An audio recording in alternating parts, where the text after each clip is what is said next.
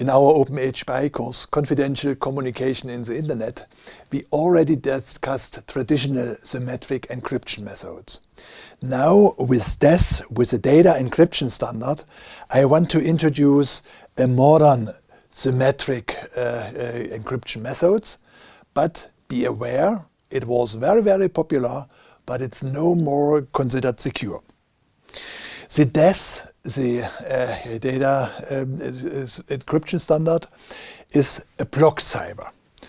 And the idea of such a block cipher is that the plain text is split into blocks of a fixed length, and then the single blocks are encrypted separately.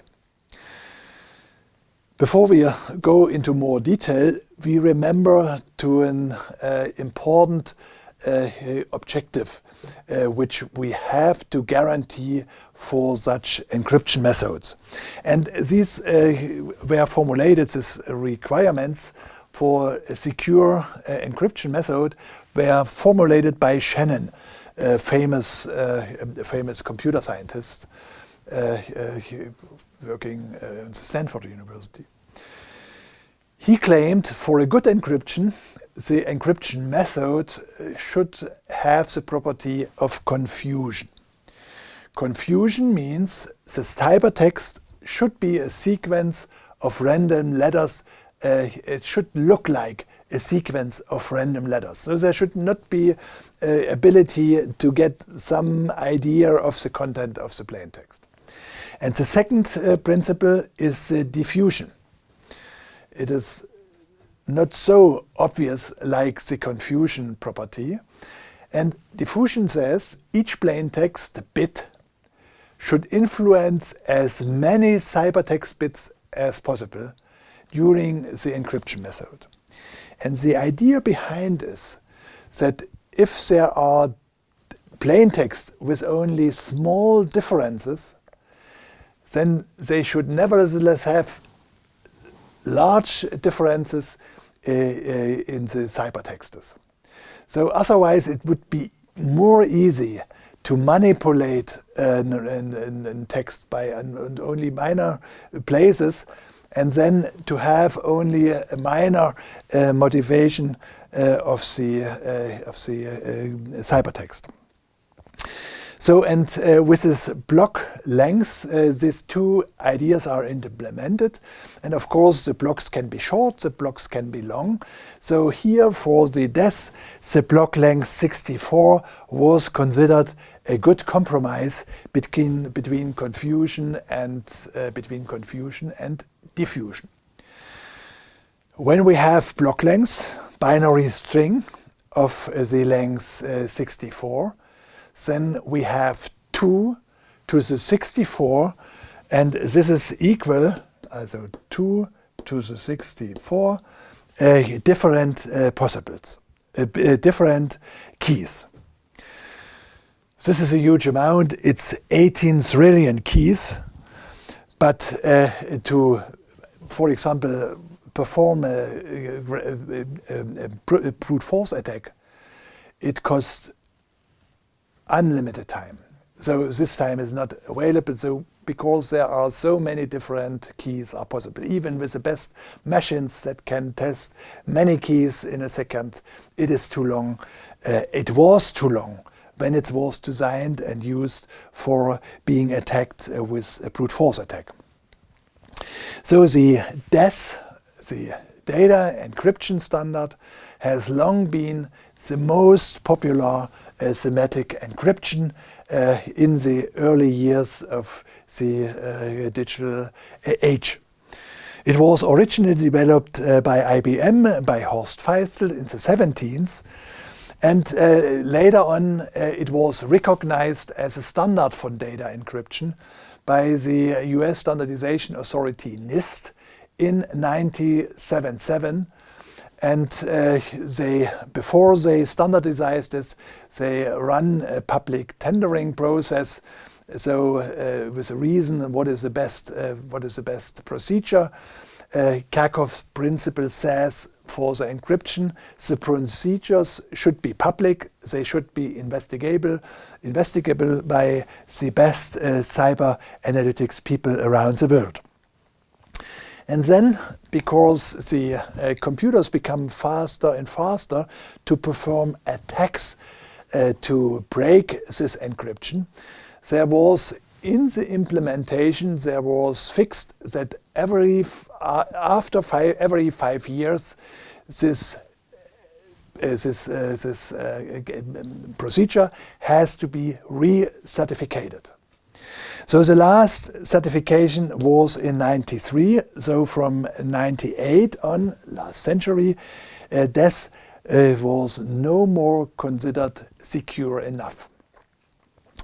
This DES algorithm, this popularity came from the fact that it was not only standardized by the NIST, but also by other institutions, Standardization Institute, for example, ANSI.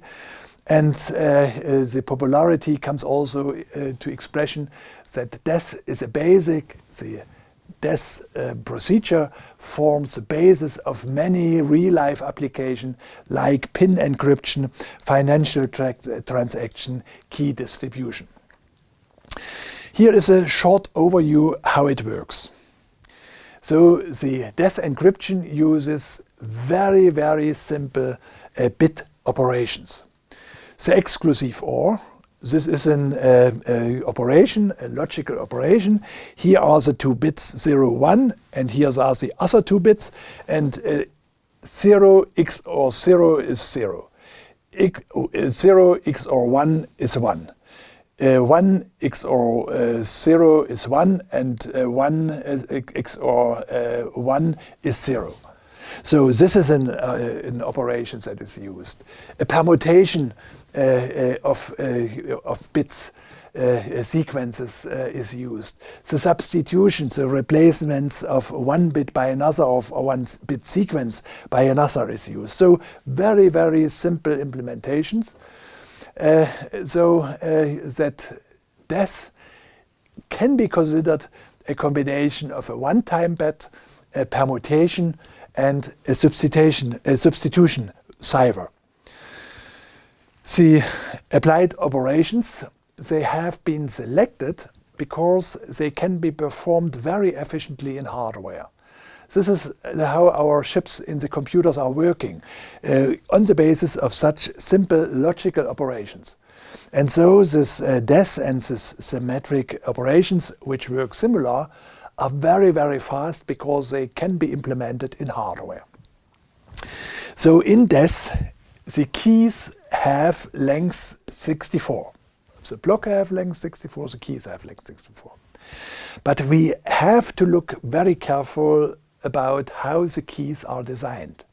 In the DES algorithms, the keys are designed that from the 64 bits, 8 bits are taken as a checksum. So it means the freely combinable bits are only 56. So we have not 2 to the 64 many possible keys. We only have 2 to the 56, and these are about 22 billion possible keys. Now, how the data encryption standard is performed. The plain text, I mentioned DES is a block cyber, so the plain text is divided into 60-bit blocks, 8 letters at 8 bits per character, and these blocks then are encrypted separately. And the encryption of a block consists in 60 round processing procedures. And the cybertext, the resulting cybertext after the 16 rounds, is also a block of the length 64. So each block of the plain text is encrypted in a block of the same length in the cybertext. So now let's have a closer look to what is done in the 16 rounds, in the 16 computational rounds that mix all the bits of a block sequence and produce this randomly looking cyber block. So we have 60 bits as an input in such a one-round computation. And what is done with the 60-bit blocks? The 60-bit block is divided in a 30-bit, in the first 30 bits and in the second 30 bits. And these both are processed in different way. So here we compute a so-called Feistel function. You remember Feistel was the inventor of DES. And this Feistel function is controlled by a so-called round key. So the round keys are produced out of the key that is given. We später have a closer look. And then this resulting sequence, it is 30-bit long, is XORed with the 32-bit sequence, the second half of our block. And then we get the new first 32 bits of our sequence, and the second 32 bits are this first half of the word. So in one round, the first half of the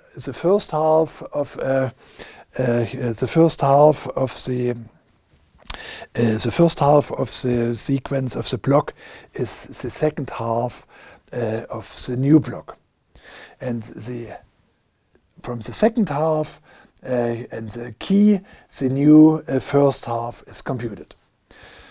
So now it's interesting how this Feistel function is organized. We have as an input a 30-bit block. This was the first half of our block, of our 64 block. And then we have this round key. The round key has a length of 48 bits, and it is a partial key, the round key, that it's derived from the original key of the DES function, which is applied to the encryption of the key. So the 32-bit block is expanded by expansion functions to a 48-bit block. We have this 48-bit round key, and then we have two sequences of the same length, and we can compute piece by piece the XOR. And then the resulting 48-bit result is separated in 8 so-called S pieces, S1 to S8, and each of this S is 6-bit long. So we have 8 times 8 blocks, 8 small sequences, each of length 6. It's exactly 48-bit. And then this there is brought together to come down from the 48 bits to the final 32 bits. Then this is permutated, and this gives the result, so that with the permutation we have diffusion and confusion applied. This is the final, the Feistel function. Remember, this was the one function in the one round computation. Now it remains open how the key is derived. So for decryption, the same algorithm can be used as for encryption. I mentioned only that the partial keys, they must applied, they are derived from the original key, the 64-bit length key. So the partial 48 keys for the 16 rounds have to be applied in the decryption in the reverse order. If one choose weak keys, so a few differences, recurring pattern, so if a sequence applies often, then is that the making partial keys different, then they came out the same, and then the application of this method is no more so secure as when one works with complicated keys. So this is a rough understanding how this DES encryption is working. Of course, compared to the traditional methods, which could be done with paper and pencil, here you need a computer and computing device to perform these computations that are necessary to encrypt a block. Now let's have a look on the situation and the results in the cryptanalysis of DES. DES provides a confirmation of the Kerckhoffs principle. Since the 70s, since more than 40 years, the DES algorithm is known, but no one has found a weakness in that. So it makes sense to publish the encryption method so that all the analyticians from the world can check, can try to find whether they find a way to break this encryption. But here the DES is a proof for this Kerckhoffs principle that the disclosure of the algorithm has increased the security. After more than 30 years, in the beginning, it needs a time to make it public. Cryptanalysts have not found weakness. Only brute force attacks have reached their goal since the mid of the 19th due to the greatly increased performance of computers. So the 54 bits, the key was 64-bit, but 8 bits were the checksum, so only 46 freely available bit, and the key space of the 2 to the 54 possible keys is too small. It can be in time, can be brought by brute force. Let's have a closer look. We will learn more about RSR later when we discuss about asymmetric methods. So the company that designed the most popular asymmetric methods, the RSR method, they also want to know how secure is a DES algorithm, and so they published the DES challenge and offered $10,000 to who decrypt the DES encryption method. And really there are a success. I already mentioned the brute force approach. So the first successful known plaintext attack was 97. Here a key was cracked with 14,000 PCs distributed and cooperating on the internet over a period of 4 months. You see, for the practical communication, for some secrets which are public in a few days, it makes no sense to approach this. But if it's a secret that has a long that has to remain secret over a long period, then 4 months are too short. And then in the early 1989, decoding was possible after a little bit more than a month, after 39 days. And then in the mid of that year, you see there was a competition, and this competition was, of course, pushed by the publicity of this challenge. So in the mid-90s, the decryption could be performed in 56 hours. So in a few days, using $250,000 special computer, which was exactly designed only to perform such brute force attacks to DES. Then the brute force runs faster and faster. In 1999, the decryption was done by more than 100,000 internet users cooperating together in less than a day, in 22 hours. And this was the time to state and to say death is no more secure, should no more used to encrypt secret information to guarantee confidentiality in the communication in the internet. If we look for some algorithmical weaknesses, then they have minor things found in the design for hardware implementation, which is very fast. In the software processing, the permutation and the computation of death, this is much slower. So, for example, to compute the permutation. So new possibilities in chip design make faster computation possible for hardware as well, and particularly also for hardware to crack this death algorithm. So further cryptoanalytic investigation showed that neither the initial nor the final permutation improves the security of the death encryption method, but they slow down the software implementations.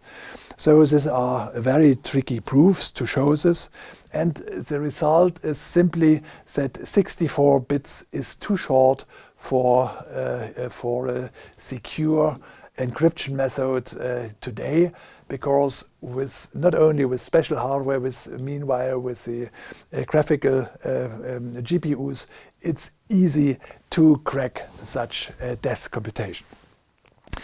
So what was the continuing development? And the first idea was, okay, when 56-bit is too short for a key of death, then let's apply death 2 times with 2 different keys. And the idea was 56 plus 56 is 112, and this should be secure. This is the so-called 2 death. So with the dual use of death with 2 different keys to increase the key space by doubling the length. But it didn't work. It didn't work because a man-in-the-middle attack could be generated. It's simple here that from the tame text and from the ciphertext, the brute force methods are done to encrypt the plain text, to decrypt the ciphertext, and in this way one could see that the key length, the real key length, is only increased by 1. So it's only doubled instead of the idea to, it's not doubled, it's doubled in the key space is doubled. The length of the key, of these 2 keys, the real length for the encryption is only simply increased. So this 2-death approach didn't work. The 2-day didn't work because of this possible man-in-the-middle attack. But the better idea was to use 3 deaths. And so today this 3 deaths is in place, is working, is considered as secure. So the improved process is that one does append 3 deaths, 3 deaths procedure with 3 different keys. And this is triple death. And the key size here is really doubled in the length of the key. So the key, the efficient key length here is 112. And 2 to the 112, this is a huge space of keys. So here, at least in the moment, man-in-the-middle attack, also in this moment, brute force attacks are no more possible. But you see also here, it's not 3 times 56, because we have to understand this man-in-the-middle attack after 2 tests, and then when we take the 3rd test, then we get this improvement of the efficient key length. So this was an example, beside of the traditional examples, which could be formed on paper and pen. Here this was now a simple symmetric encryption method that's used for many years, very successful in the internet to guarantee confidential communication.